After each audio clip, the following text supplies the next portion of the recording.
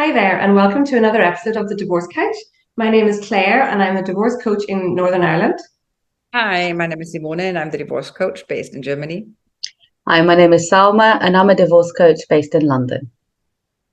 So, today we thought we would look at the topic of children and the impact of a new partner being introduced to the children's lives because either you or your partner has met somebody else. And that's a big deal in families. There's so many different emotions that go on around that. And we were talking about, what are the needs of the children, what's important for them in this process, because suddenly there's more change compared to the change they've already experienced. So their world has been settling down into whatever the new normal looks like in probably both homes. And now there's another dynamic coming in. So I don't know if either of you ladies would like to start with this, but it's about how do we help our children to adjust and change in a world where they've already had a lot of change. Yeah, I think there's probably one of the major questions because what we as adults, whether we are the leavee or the leaver, there comes a point where us too feel, the need of moving on and having potentially a new relationship. And it's such a classic question. I think, when is it too early? When is it too late to introduce the new partner? What I feel is that we need to have in mind the context of that we as the parents are to our children the caregiver. We are never to our child the friend who has a need for a relationship ourselves, right? So basically, I think the going with the paramount, the well-being of the child is paramount. It would always have to be, because I don't think there is a time frame. Basically, take 3 months or 6 months. I just think, whatever you do, bear in mind you are the carer of your child, and don't expect the child to be on your friendship level and say, yeah, I get you. I think you have needs, in order to become intimate again or to have a new partner. So that is a very first theoretical approach. Bear in mind, you're the carer, you're the parent of your child. So however you want to take it from there, that would be what I suggest is paramount in your decision-making process. Yeah. No, fair. I think you're absolutely right. There is no time frame involved here.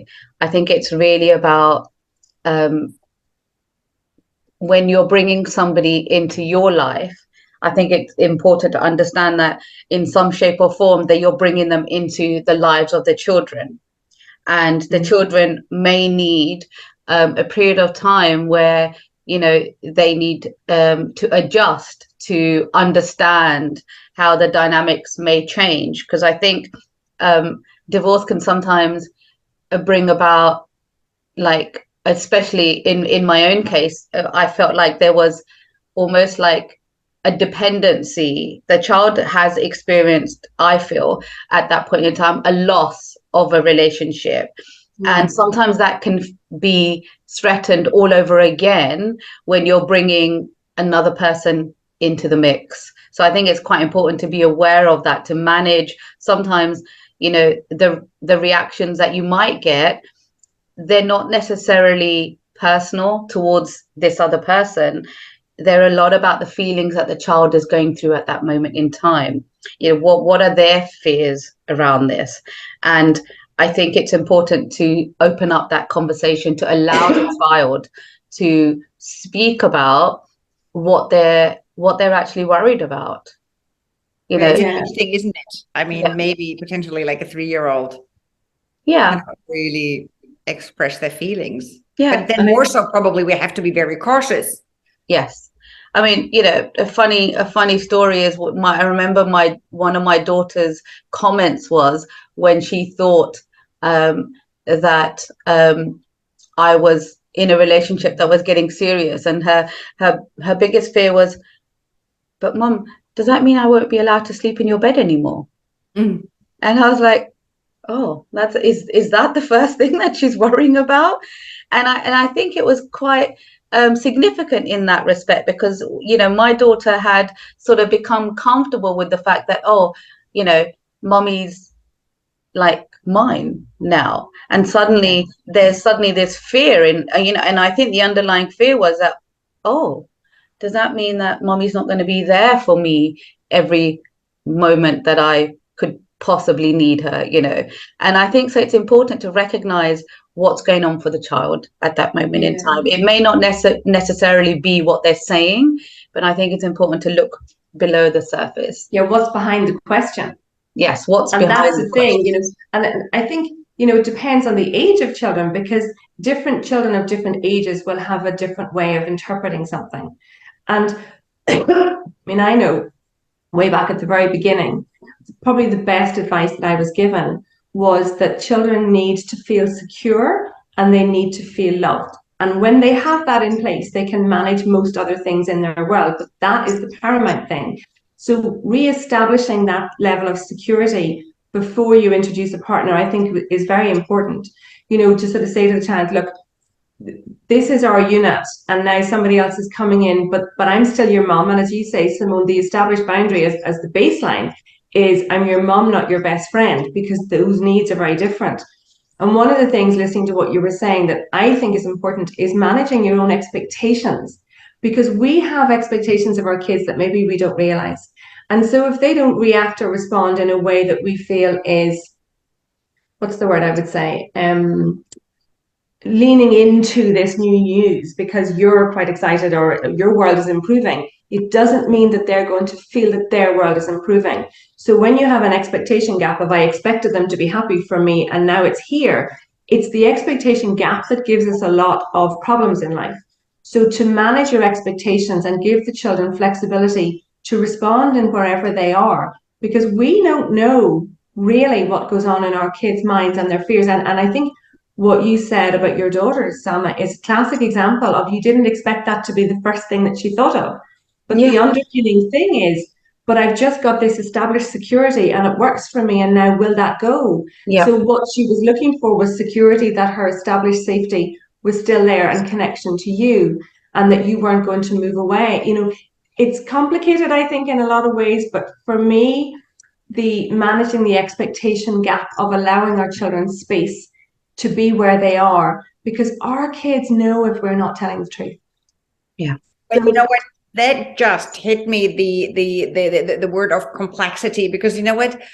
Remember the very first time you fell in love, with the rose-tinted glasses, and you just want to shout it from the rooftop. So imagine that happens again, and then you cannot shout it from the rooftop, because at the same time you are so caught up in a change of your life, you basically have to force yourself into cognition and say, yeah, but that doesn't necessarily mean, I can immediately bring him or her into my life, because I am also, and that's the difficult ambivalence and the complexity, I am also a parent, and that is so, I guess, difficult, in bearing in mind, we don't want to hurt our child. How we're going to go and take it from here. And I remember when I brought the children to their psychologist after the breakup, because there was a new partner on the other side, and she tried to basically, she had an image that she drew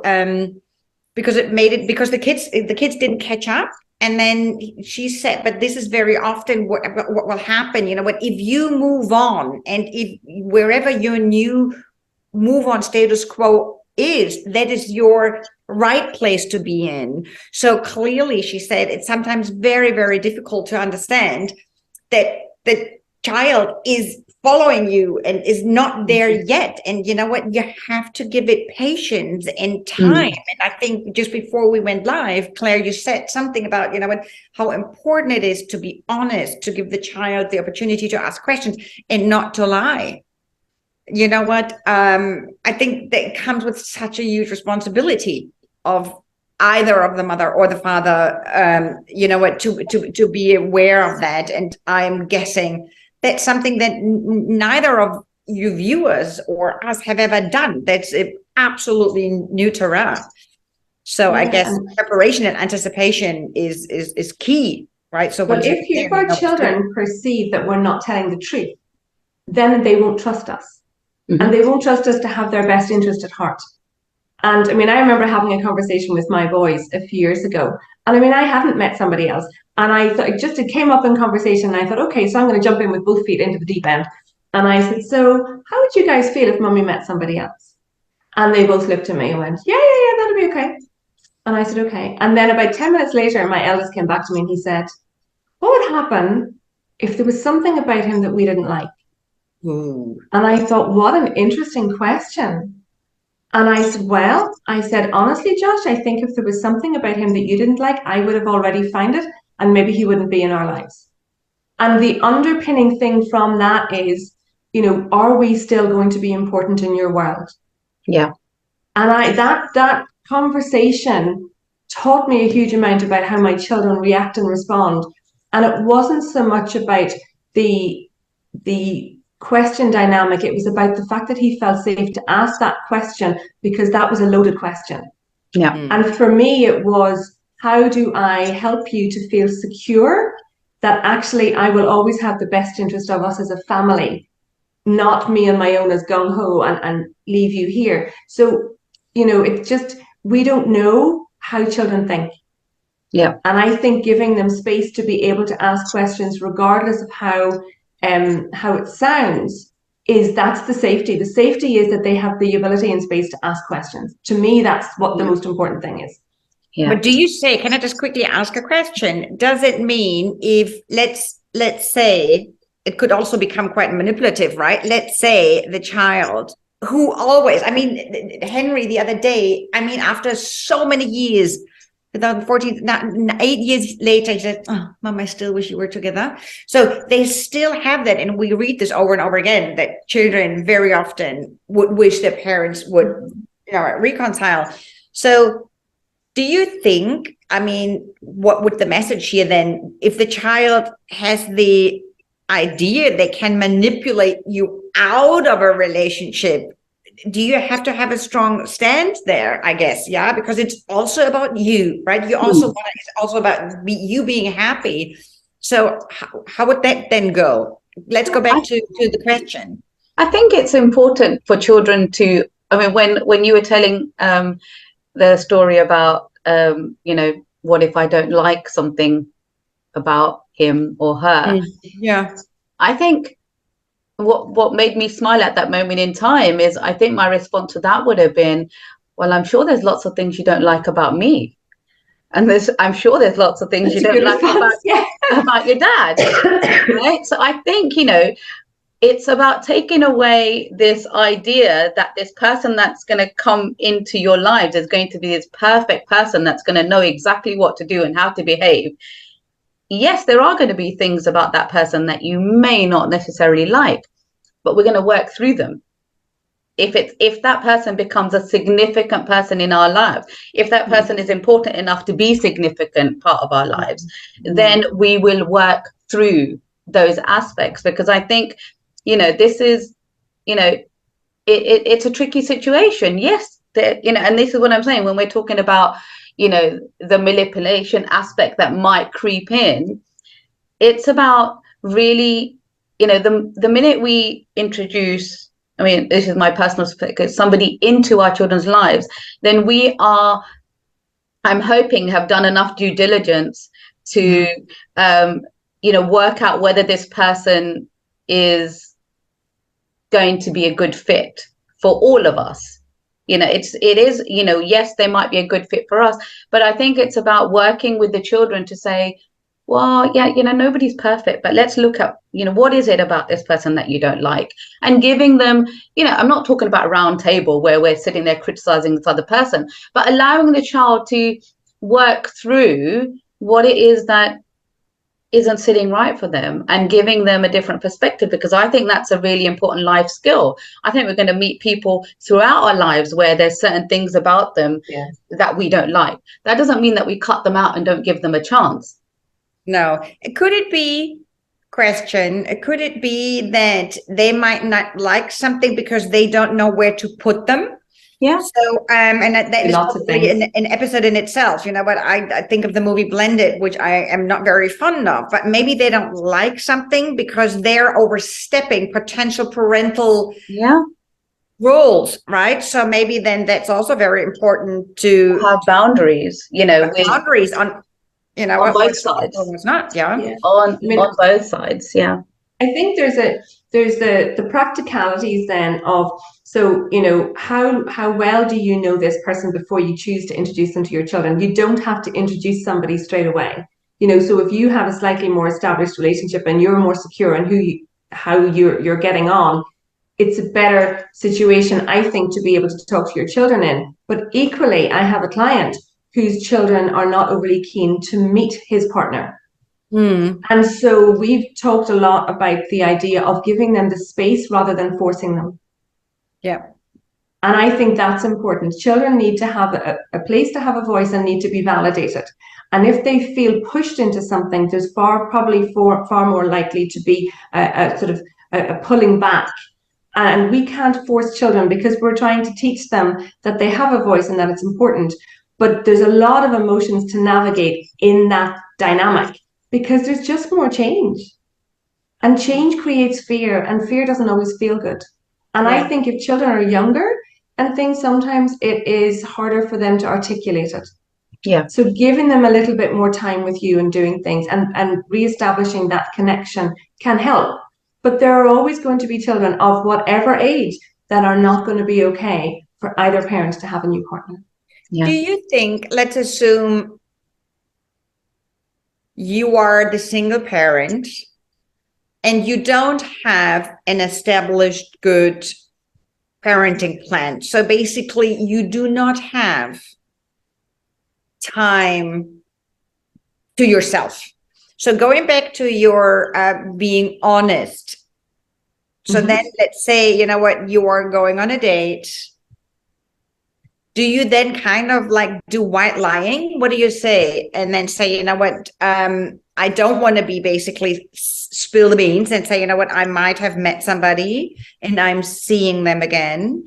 But I also do not want to, rock the boat by saying there might be somebody new. I'm just not ready to introduce that person just yet, but they know that you're going out and you do it while they're at home because they are not leaving continuously on weekends to the other parent.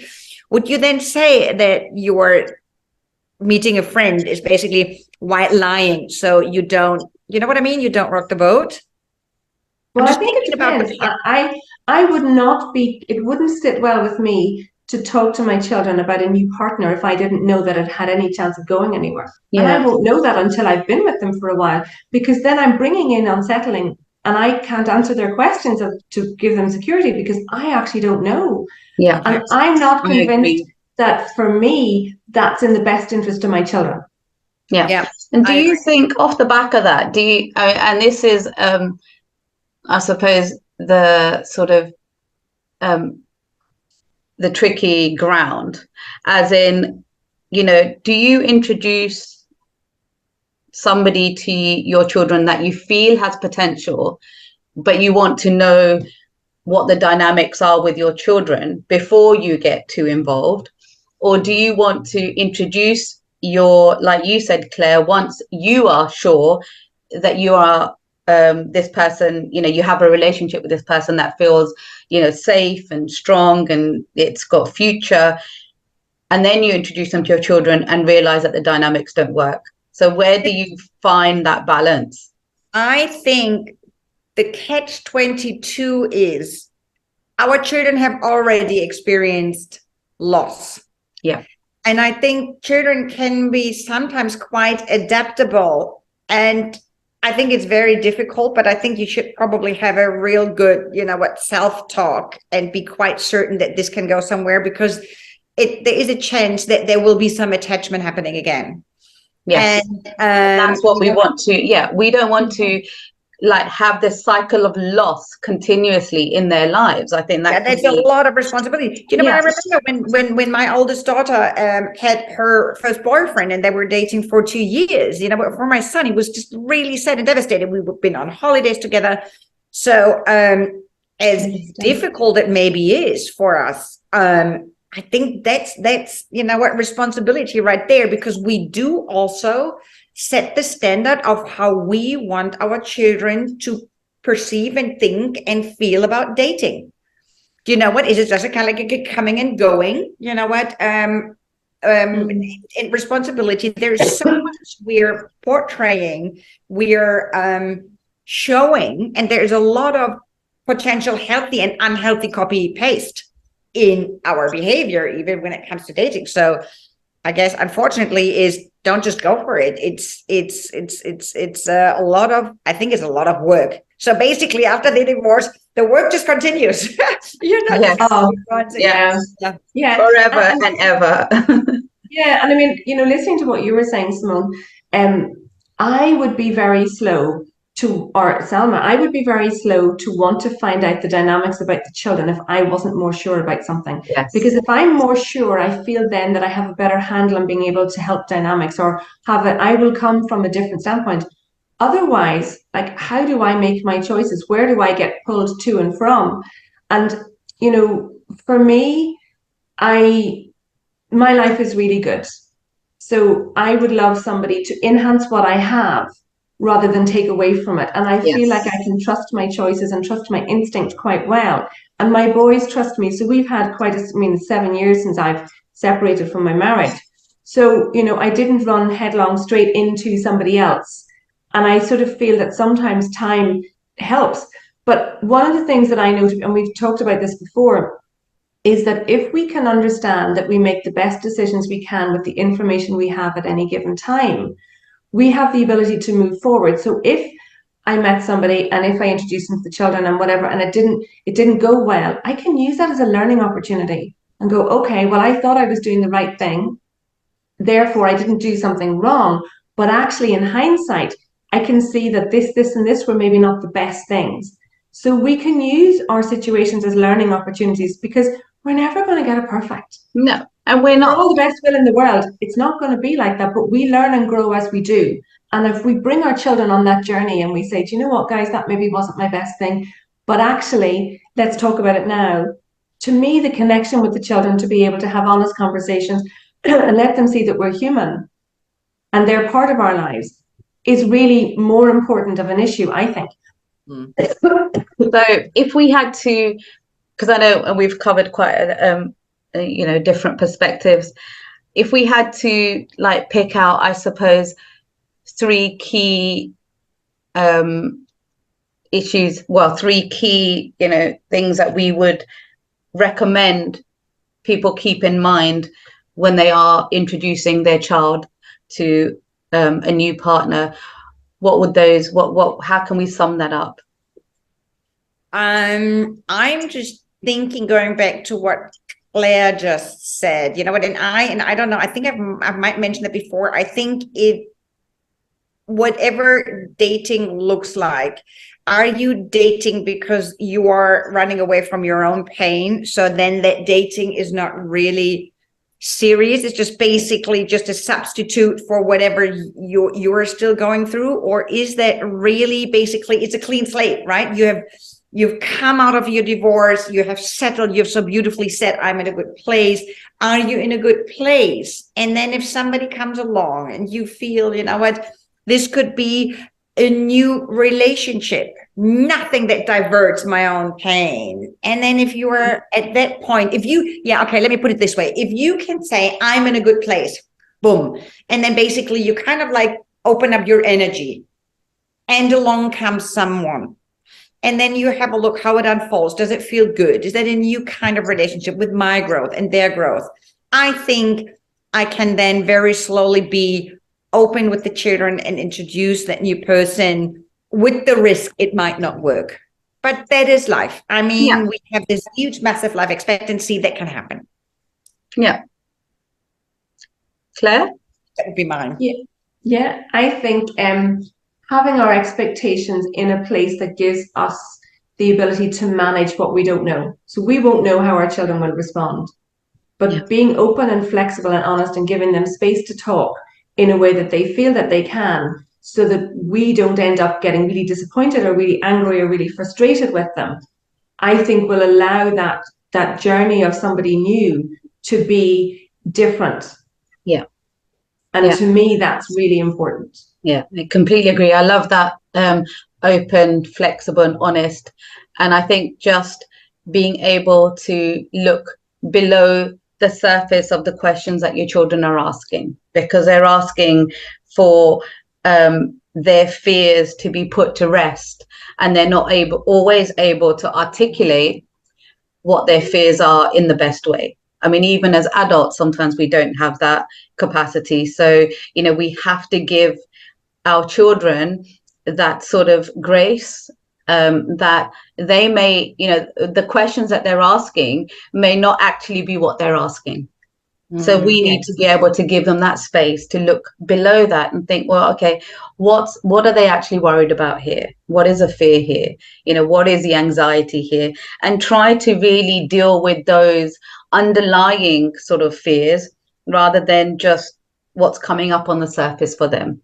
And that will, give them a sense of safety, really. I think that's, like you said, Clara, in earlier on in the episode, is that they really need to feel that they are safe with us, and the only way that they can feel that is if we are able to sort of create that sense of safety for them by answering their questions and really looking to see, right, okay, I'm willing and open to answer those questions, even if they're not necessarily the questions that you want to hear. Yeah. And also I think that, if we lead our lives as divorced parents based on what our children want and don't want all the time, well, we'd be all over the shop. Yeah.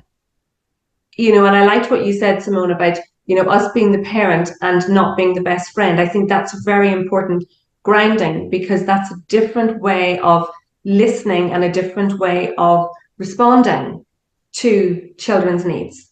Yeah. Absolutely. Because they may not feel like they need or want somebody else, but actually then, do I keep my life stuck where it is, or do I help to try and bring my children on a different journey? So there's lots of dynamics around it, and it can be very good, and for some people it can be very challenging. But I have this motto in our family where there's always a way. And I think if you're open to find a way to communicate, to reconnect, to look at things differently, to create a space to talk, I think there is always a way, some which way. It just might take a little bit of work to find it. Absolutely. Yeah. Okay, so thank you very much for listening. We hope you have found this to be helpful and to maybe generate different thought processes for you to look at this in a slightly different way, or to reflect on things that you have already put into your world and see, okay, so what's the learning opportunity in this, and how do I feel about how I've handled things? And I think it's important to say that there is no right and wrong, because all of we're different, and our children are different, and our stories are different. I mean, we've 3 people here with 3 completely different stories. So doing the best that you can with the information you have is the best way to go forward. And then use it as a learning opportunity for whatever that looks like going forward. So we would love you to like, share, and subscribe to our channel. And we look forward to you joining us again in the next episode of The Divorce Couch. Bye. Bye-bye.